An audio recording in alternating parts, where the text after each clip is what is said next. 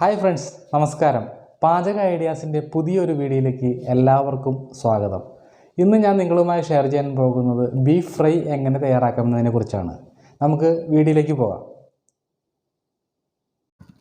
അപ്പോൾ നമുക്ക് beef fry റെഡിയാക്കി എടുക്കാം. അതിന് വേണ്ടിയിട്ട് ഞാനിവിടെ 1/2 കിലോ ബീഫാണ് എടുത്തിരിക്കുന്നത്. അത് നല്ലപോലെ കഴുകി വൃത്തിയാക്കി എടുത്തിട്ടുണ്ട്. അതിലേക്ക് ഇത് നമുക്ക് 1/2 ടീസ്പൂൺ മഞ്ഞൾപ്പൊടി, 1 ടീസ്പൂൺ മുളക് പൊടി,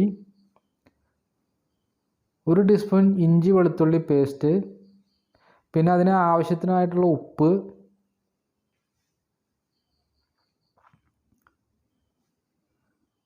അതുപോലെ തന്നെ 1 ടീസ്പൂൺ വെളിച്ചെണ്ണ ഒഴിച്ച് നമുക്കിത് കൈകൊണ്ട് നല്ലപോലെ തിരുമ്മി എടുക്കാം. ഇറച്ചിയിൽ എല്ലായിടത്തും ഈ മസാല പിടിക്കത്തക്ക രീതിയിൽ നല്ലപോലെ നമുക്ക് കൈകൊണ്ട് തിരുമ്മി എടുക്കാം. ഇതെല്ലാം റെഡി ആയിട്ടുണ്ട്. ഇനി നമുക്കിത് അടച്ചു വെച്ച് നമുക്ക് വേവിച്ചെടുക്കാം. ഏകദേശം ഒരു 4 വിസിൽ വരുന്നത് വരെ നമുക്കിത് വേവിക്കാം.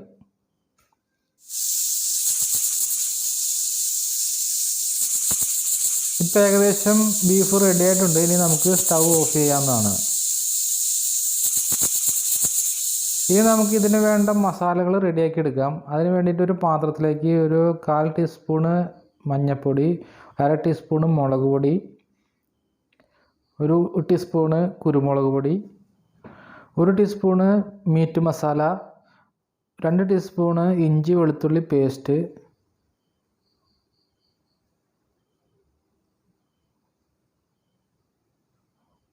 ഇനി ഒരു 1/2 ടീസ്പൂണ് പെരുംജീരകം പൊടിച്ചത്. ഇതെല്ലാം കൂടി നമുക്ക് കുറച്ച് വെള്ളം ഒഴിച്ചിട്ട് നല്ലപോലെ നമുക്ക് കുഴച്ചെടുക്കണം. അധികം ലൂസാവാത്ത രീതിയിൽ ഇതേപോലെ ഇത്തിരി കട്ടിയിൽ കുഴച്ചെടുക്കുക. അതിനുശേഷം ഇത് അവിടെ നമുക്ക് കുറച്ച് നേരം മാറ്റി വയ്ക്കാം. ഇനി നമുക്കൊരു പാൻ അടുപ്പത്ത് വെച്ചിട്ട് അതിലേക്ക് ഒരു 4 ടീസ്പൂണ് വെളിച്ചെണ്ണ ഒഴിച്ചു കൊടുക്കുക.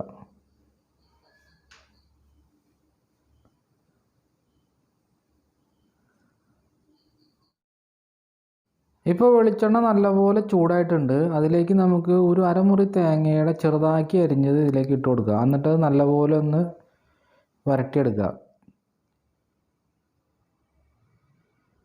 ഇതേപോലെ ചെറിയ ബ്രൗൺ കളർ ആകുന്നത് വരെ വരട്ടാം.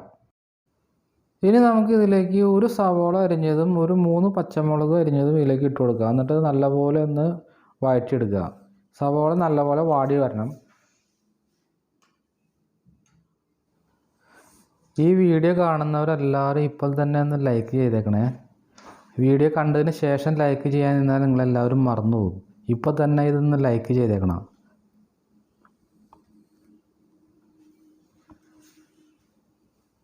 ഇപ്പോൾ സവോള നല്ലപോലെ വാടിയിട്ടുണ്ട്. ഇത് നമുക്ക് വേറൊരു പാത്രത്തിലേക്ക് കോരി മാറ്റി വയ്ക്കാം.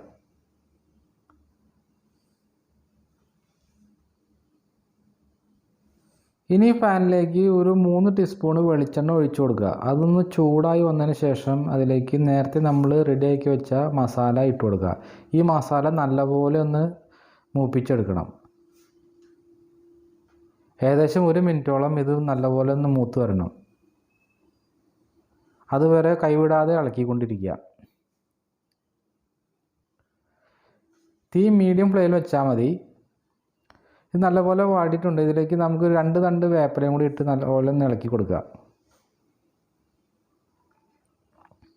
ഈ മസാല റെഡി ആയിട്ടുണ്ട്. നമുക്ക് ഇതിലേക്ക് ഇനി നേരത്തെ നമ്മൾ വേവിച്ച് വെച്ച ബീഫ് ഇതിലേക്ക് ഇട്ട് കൊടുക്കുക.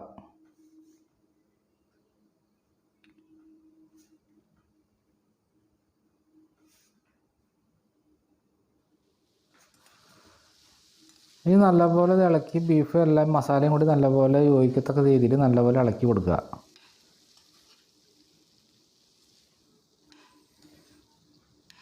ഈ ബീഫ് ഫ്രൈ കഴിക്കാൻ നല്ല സൂപ്പർ ടേസ്റ്റ് ആയിരിക്കും കേട്ടോ. ഇതേപോലെ നിങ്ങളൊന്ന് വെച്ച് ട്രൈ ചെയ്ത് നോക്കണം കേട്ടോ. നല്ല രസമാണ് ഇത് കഴിക്കാൻ.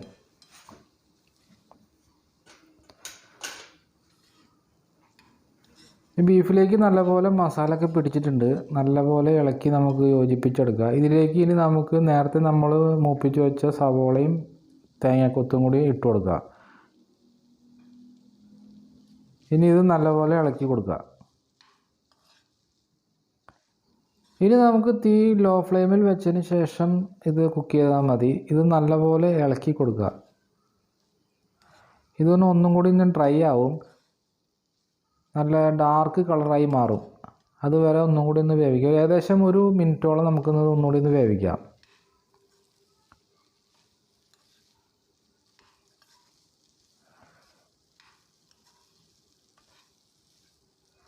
ബീഫ് ഫ്രൈ ഇങ്ങനെ വെക്കുമ്പോൾ കഴിക്കാൻ നല്ല ടേസ്റ്റ് ആയിരിക്കും. നിങ്ങളെല്ലാവരും ഇതൊന്ന് ട്രൈ ചെയ്ത് നോക്കണം കേട്ടോ. നല്ല സൂപ്പർ ടേസ്റ്റാണിത്.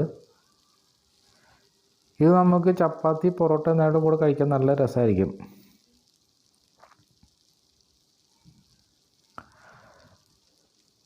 നല്ല അടിപൊളി ടേസ്റ്റി ആയിട്ടുള്ള ബീഫ് ഫ്രൈ റെഡി ആയിട്ടുണ്ട്.